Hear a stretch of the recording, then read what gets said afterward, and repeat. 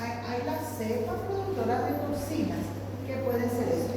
Y en ese caso, dice, el síntoma de la enfermedad se da por la toxina, no por la bacteria.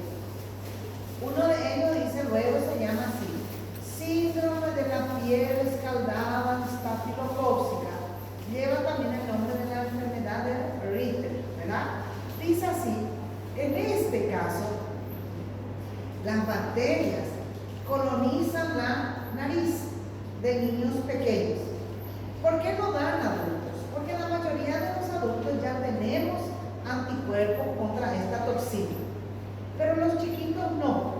Entonces van a ser colonizados, dice luego, esta es hay espoliatina A, espoliatina B, eso no está escrito acá, ¿verdad? Y esa va a tener, dice, una descamación. Dice, el inicio brusco, ¿verdad? Un eritema, luego forma una ampolla y que se desprende de la piel. Entonces, y después se forman ampollas y va descascando eso. Cuando más o menos produce una descamación total, cuando aparecen los anticuerpos, la piel se restablece sin dejar cicatriz. ¿Por qué? Porque quien estaba afectando era solamente la capa más superficial. Entonces la criatura se va a descargar, va a tener y no va a curarse, no va a tener cicatriz. Este problema de piel va a tener toxinas, va a tener, dice, un líquido, pero no va a tener la bacteria ni tampoco leucocitos.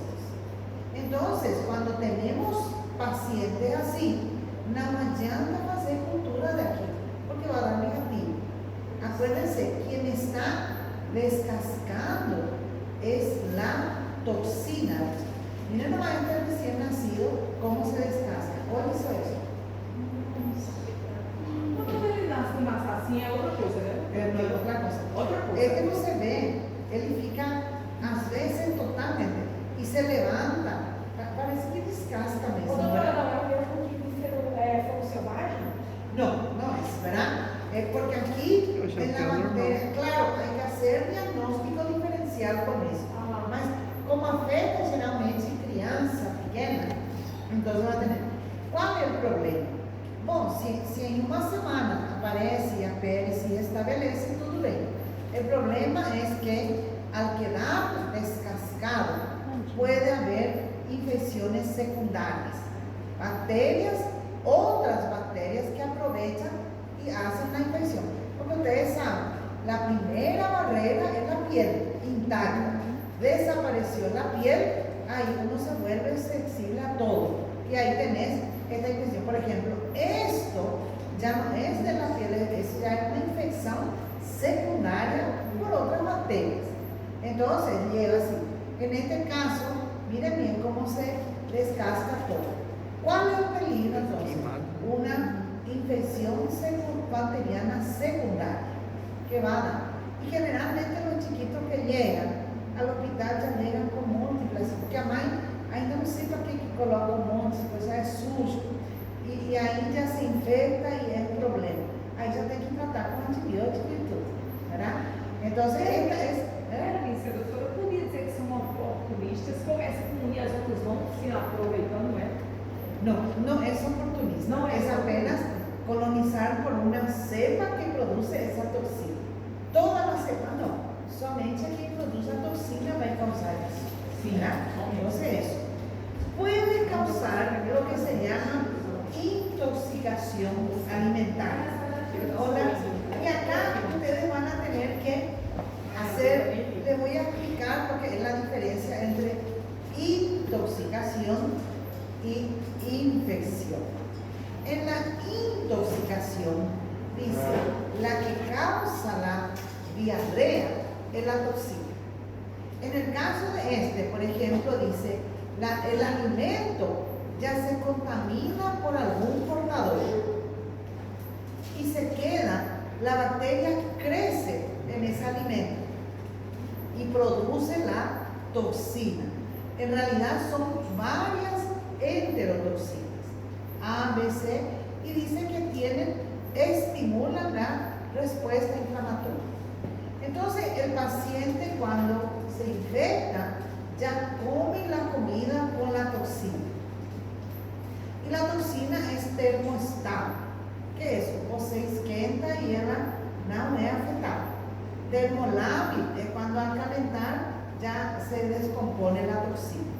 Entonces, el alimento va a llegar y, vean bien, en 2 horas, tiempo de incubación corta, llega la toxina, ejerce su acción y esa toxina, ¿verdad? Dice, hace que se empiece a perder los líquidos.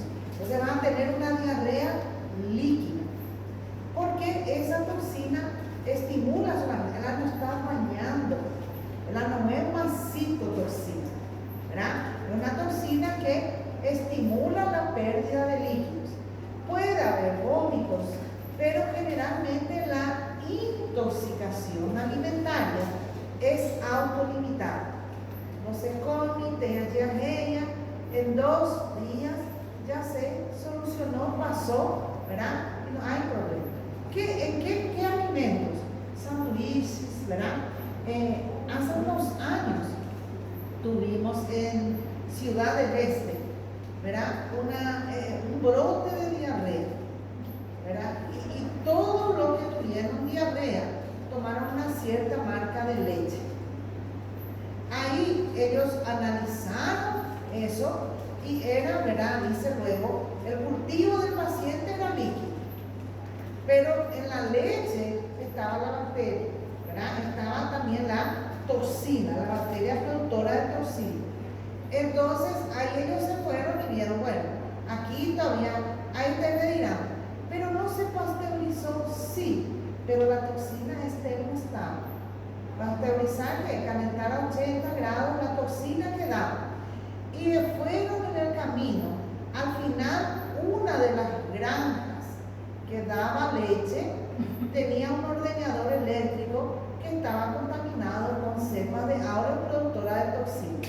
La bacteria moría con la pasteurización, pero la toxina y todos los lotes de esa leche fueron que ser retirados.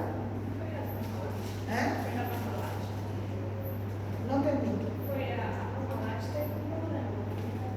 En Paraguay sí, no sé de Brasil. También.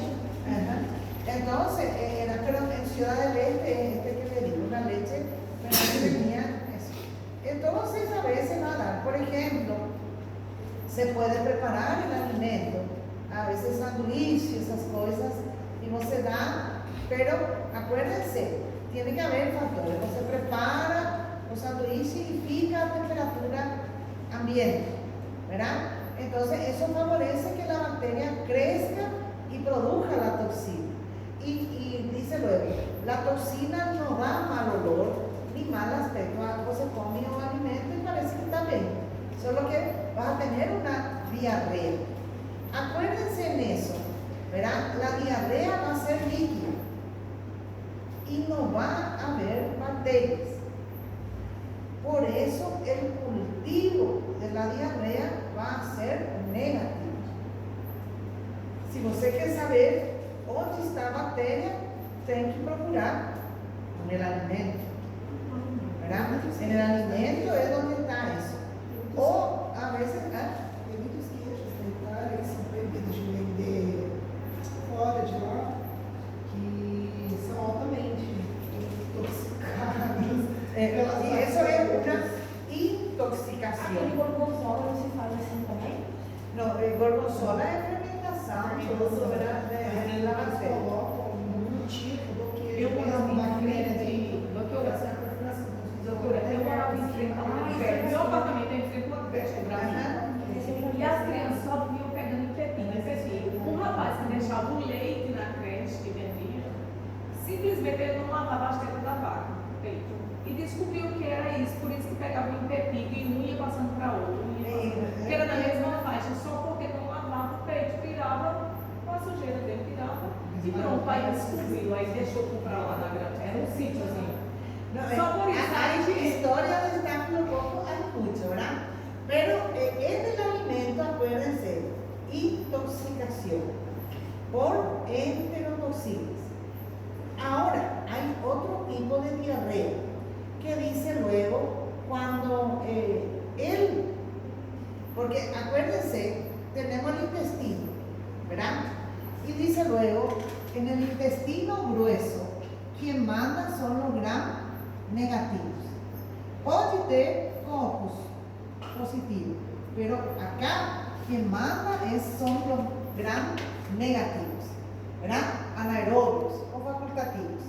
Entonces, ¿qué es lo que pasa en el intestino? Dice, cuando se toma el antibiótico, esta flora desaparece. Entonces, quien estaba lá quietinho comienza a crecer, ¿verdad? Solamente que ella tiene una toxina, ¿verdad? Dice luego una enterotoxina, que es citotoxina. ¿Y qué que ela faz?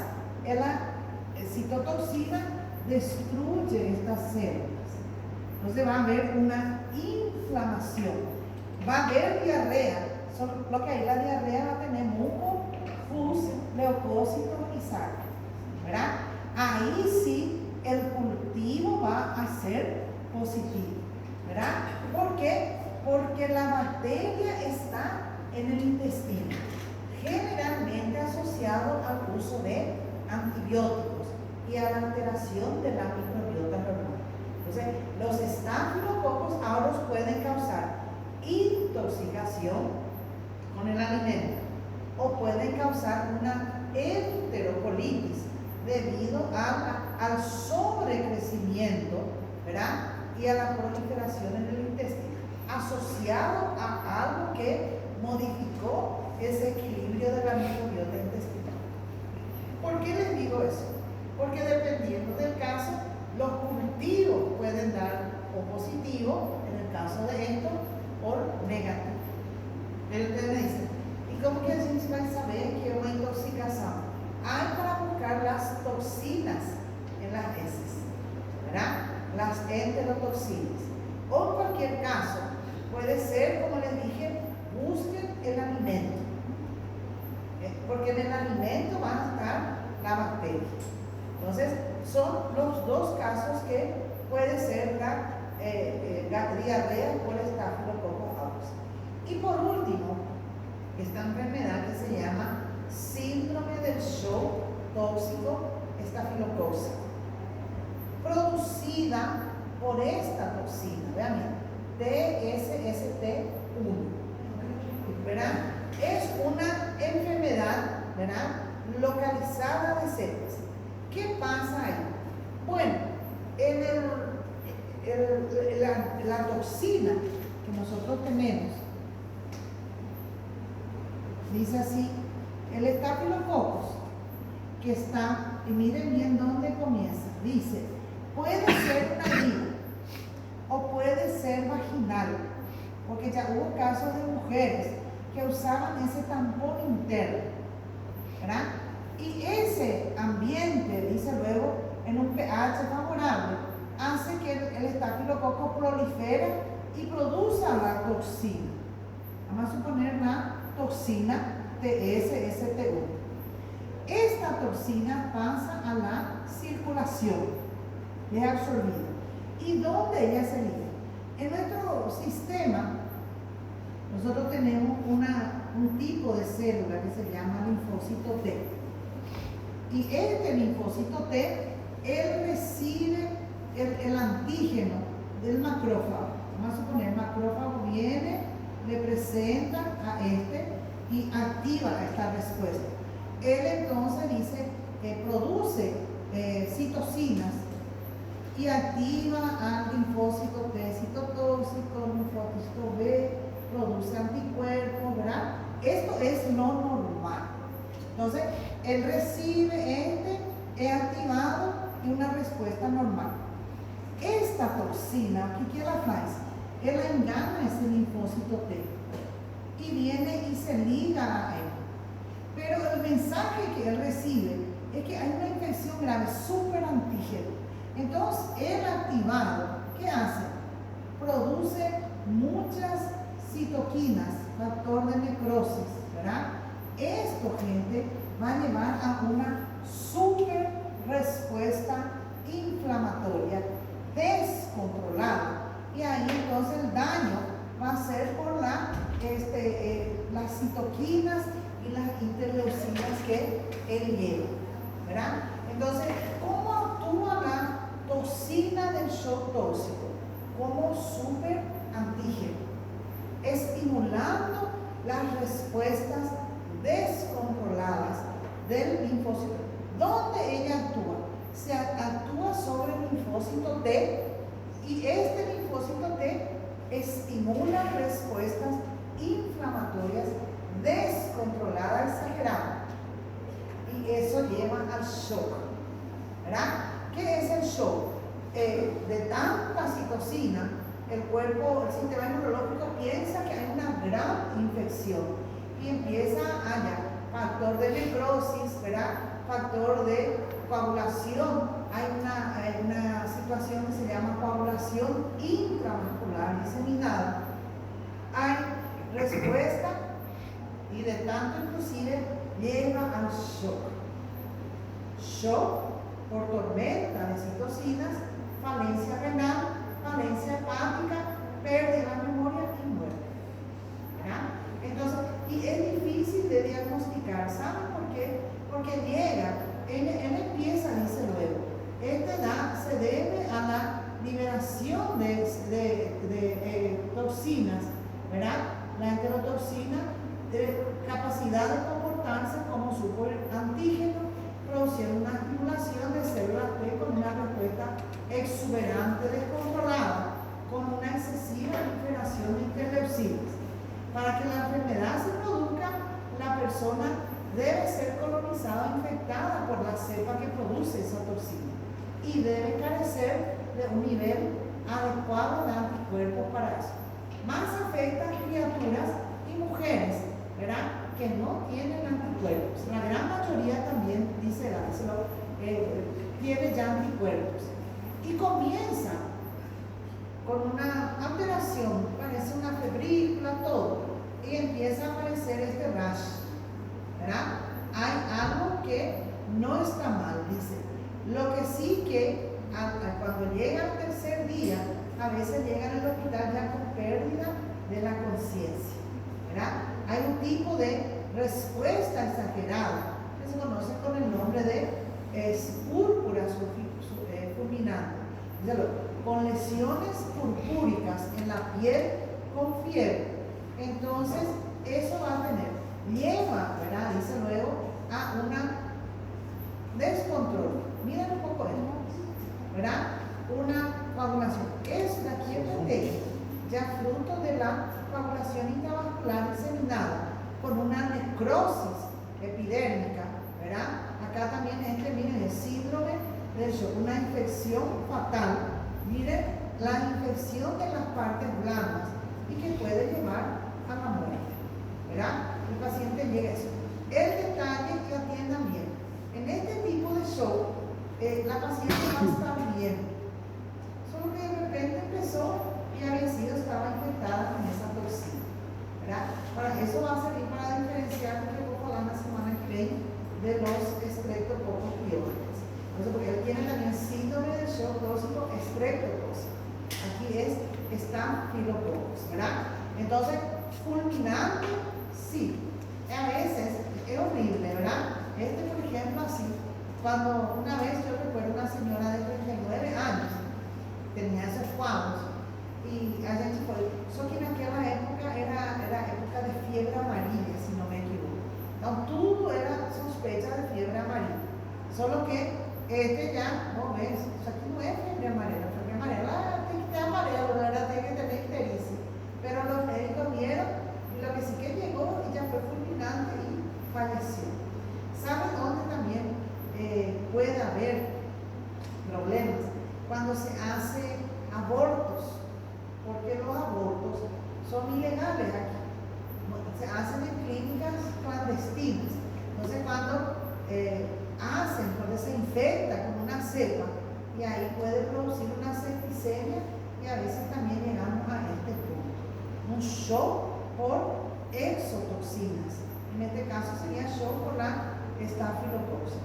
Entonces, son enfermedades donde el síntoma causa la toxina, no la bacteria, ¿verdad? Entonces, acá terminamos, dice luego, los determinantes de la toxicidad: hemolicinas, ¿verdad? Alfa-toxinas, enterotoxina estafilocóxica de A, que la del shock tóxico y toxina exfoliativa son mecanismos, factores de virulencia de algunas cepas de estafilococos. Y el que produce eso va a tener, ¿verdad?, esa característica, esas enfermedades. Vamos a diferenciar entre enfermedades invasivas y enfermedades tóxicas. ¿Se entendió? Los otros, que son flora normal, en la piel, en recto, uretra, está en glándulas de las axilas y el pubis, en el conducto auditivo, también capítulos, está en la frente. El Guarneri dice flora normal de la piel oportunista. Estos hacen parte de la microbiota normal y se comportan como oportunistas. Entonces yo solamente voy a considerar cuando ellos tienen algo que determina. Por ejemplo, el epidermidis está en la piel. Y si por ahí me crece en un individuo normal, ¿qué voy a considerar? Contaminante, ¿verdad? Cambia si, por ejemplo, es usuario de drogas y tiene una infección en la puerta de entrada. ¿Qué pasó ahí? Se rompió la barrera. Y el epidermidis, ¿verdad? O aureus también, pero el epidermidis goza de una superficie artificial. Entonces, tener una punta de catéter o una sonda, él va a entrar y él no va a ir por sangue, él es experto. Él se queda sobre esa superficie artificial y cría la biopelícula.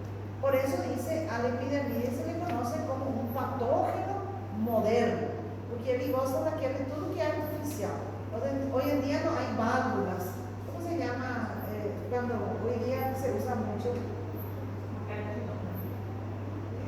prótesis, ¿verdad? Prótesis. Ahora todo es prótesis, ¿eh? Entonces, muchas veces ellos entraron y se criaron sobre esa superficie artificial y de repente que el paciente va a tener pico de fiebre, va a dar. Él no es agudo como el aureus. Él demora hasta un año a empezar a aparecer una endocarditis, por ejemplo. Es lento el transcurso, porque él entra, cría biopelícula, está ahí y de repente, ¿verdad?, puede causar daño. Entonces, en esos casos yo consideraría que es el agente que hay que tratar, ¿verdad? Sonda urinaria también. Entonces, dice punta de catéter. ¿Saben dónde también? Hoy en día usan aquellos tornillos cuando hay fracturas. Ya no usan más eso, ¿eh? A veces alrededor de ese tornillo empieza a descomponerse, le dice la gente. Comienza a infectar y generalmente puede ser o aureus o saprofílicos. Entonces, eso es lo que al epidermidis le gusta. O aureus é o que dá o pus, no caso? Sim. A minha sogra, ela fez uma cirurgia de prótese no joelho, só que tiraram os pontos antes da hora. E aí infeccionou. E aí ficou um E aí tempo começou tomando a sair antibiótico. e começou a sair pus. Ela tem que tirar a prótese. Sí, porque hubo, ¿verdad?, una respuesta, y si la bacteria entra y si cría encima de esa prótesis, ¿verdad?, ahí va a tener que tirar eso, ¿verdad? Hay válvulas también que se implantan, ¿verdad? Y hay aquellos, por ejemplo, el paciente que está en UTI, él tiene un montón de cosas, ¿no? De repente comienza a tremer de febre, aí você tem que tirar tudo, y ver eso cuál es, dónde había la pus, dónde había el acúmulo y comienza todo de nuevo, ¿verdad? Ese es uno de los peligros de aquellos que están en UTI con vía central, con sonda urinaria. A veces de la sonda urinaria puede dar ya una septicemia y puede dar. Entonces ese es, en ese caso, si crecer epidermidis, yo voy a considerar, ¿verdad? Porque es un paciente que tiene algo. Mas agora, no paciente que vai, que você epidermis, é normal, é flora normal, ¿entienden? Entonces, y el otro más asociado también se llama saprophyticus. Él está en la flora normal anogenital, pero dice se asocia. Acá ellos hablaron de esto, pero en realidad nosotros aislamos en mujeres activas sexualmente y en pacientes masculinos añosos, ancianos, 80, 90 años, y tiene infección urinaria, creció y es saprophyticus, ¿verdad? El resto también se comporta como oportunista. Então, eu vou parar aqui e diagnóstico a gente vai ver, continuar semana que vem. Entenderam então lo dele? Agora, oportunista mesmo é como, doutora? É que a pessoa está vulnerável a eles? Como seria Sí, isso? sería. Oportunista es cuando la bacteria de la microbiota normal se vuelve patógena. ¿Y por qué que ela se volta patógena? Pode ser porque mudou de lugar. O puede ser que adquirió algo, algún factor de virulencia que hace que se... ¿Cuándo que eso acontece? Cuando la persona tiene baja inmunidad.